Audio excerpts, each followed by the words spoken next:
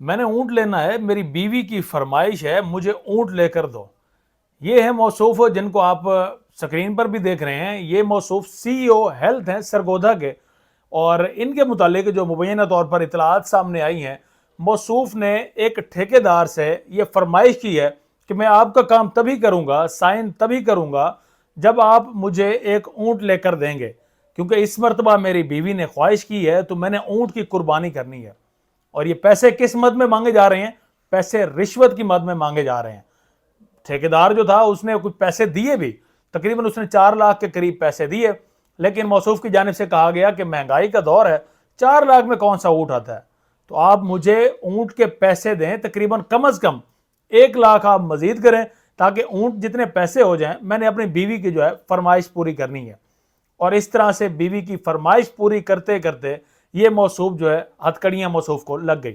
کیونکہ وہ جو ٹھیکیدار تھا جس نے 4 لاکھ آلریڈی دے چکا تھا، وہ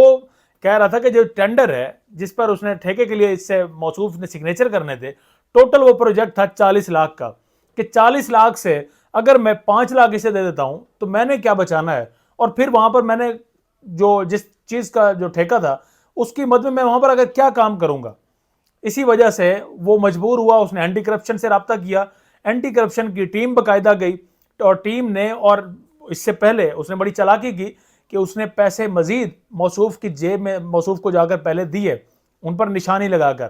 موصوف کو تو شاید اس چیز کی سمجھ نہیں تھی، لیکن اینٹی کرپشن کی جب ٹیم گئی، اس وقت فوٹیج میں بھی آپ دیکھ رہے ہیں، باقاعدہ سے بٹوا نکالا گیا ان کی جیب سے، اور وہی پیسے جو کہ ٹھیکیدار نے دیے تھے وہ پیسے وہاں سے ریکور کر لیے گئے، موصوف کو ہتھکڑی لگا دی گئی۔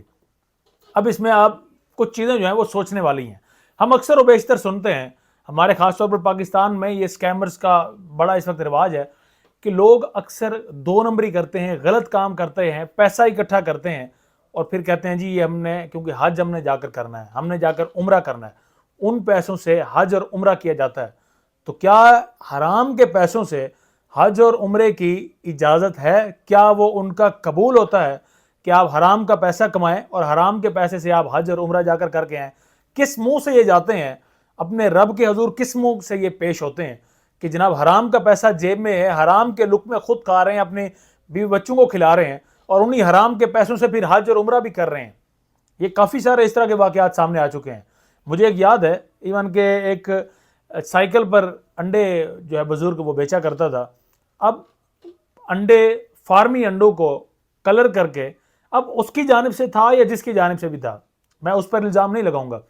انڈے جو ہے وہ کلر کیے ہوئے دیسی انڈوں، فارمی انڈوں کو دیسی انڈوں میں کنورٹ کیا، بتایا جاتا تھا کہ یہ دیسی ہیں، اور پھر پیسے جمع کیے اور اس نے جا کر عمرہ کیا۔ اسی طرح سے کئی دیگر مثالیں بھی ہیں۔ تو اب یہ بندہ جو ہے حج، ایک اتنا بڑا دن، اتنی بڑی سعادت، اس میں آپ نے قربانی کرنی ہے، اپنی سب سے قیمتی پیاری چیز کی قربانی کرنی ہے، اور پھر اللہ تعالیٰ تو آپ کے تقوی کو دیکھتا ہے۔ اللہ تعالیٰ یہ دیکھتا ہے کہ ایون کہ اگر کوئی مرغی بھی ذبح کرے گا، اگر اس کے پاس صرف اتنی ہی سکت ہوگی کہ اس نے مرغی کو ذبح کرنا ہے، تو اللہ تعالیٰ اس کے تقوی کی بنیاد پر اسے اتنا ثواب دے گا۔ تو یہ اس کی قربانی،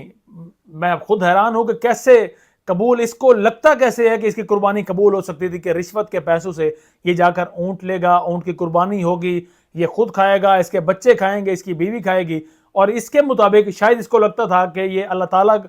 کے سامنے بھی جو ہے سرخرو ہوگا۔ صرف قربانی ان پر جائز ہے جو صاحب استطاعت ہوں۔ اگر آپ کے پاس استطاعت نہیں ہے قربانی کی، اونٹ کی قربانی کی، تو آپ نہ کریں، آپ گائے کی کر لیں، آپ بکرے کی کر لیں، چھوٹی موٹی آپ قربانی کر لیں۔ صاحب استطاعت ہی صرف قربانی کر سکتا ہے، یہ تو ہمیں ہمارا دین کہتا ہے۔ اور اس میں اگر آپ رشوت کے پیسوں کو اکٹھا کریں گے، رشوت کے پیسوں سے آپ جا کر قربانی کریں گے، تو یہ آپ صرف اپنے ضمیر سے پوچھئے گا ایک مرتبہ کہ کیا یہ آپ کی حرام کے پیسوں سے کی ہوئی قربانی اللہ تعالیٰ کے حضور یہ جو آپ پیش کرنے جا رہے ہیں یہ قبول ہوگی؟